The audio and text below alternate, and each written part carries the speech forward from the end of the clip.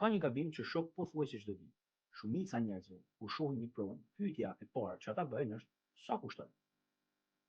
Investitorët më të mirë që kam njohur bëjnë një pyetje krejt tjetër. Pse do të vlej më shumë mbas 5 apo 10 vitesh kjo provë? E kjo pikërisht është pyetje që ndryshon gjithçka. Sepse nëse fokusohesh vetëm tek çmimi, problemi të tashme. Po nëse kupton se çfarë do ta shtyjë vlerën e asaj prove në të ardhmen, ti në fakt problemi të ardhmen. Le të jap një shembull. Dy persona blejnë një apartament me të njëjtin çmim. I pari e bleu sepse i pëlqej pamja. I dyti e bleu sepse kuptoi që zona do të lidhej me infrastrukturë të re, do të hyjnë marka ndërkombëtare, do të rritej kërkesa dhe oferta dhe do të bëhej gjithnjë me kufizuar. Pas disa vitesh, të dy kanë të njëjtën provë, por vetëm njëri kuptoi që në fillim se ajo do të shumë të vlerë.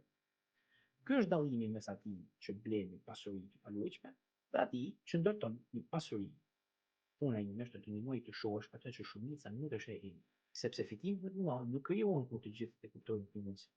Fitimet më të mëdha krijohen kur ti e kupton përpara shumicës. Dhe nëse do të mësosh si analizoj unë një treg dhe si dalloj projekte me potencial të jashtëzakonshëm para se të bëhen të njohura, më shkruaj metoda në koment. Do të tregoj hap pas hapi se si funksionon kjo procedurë.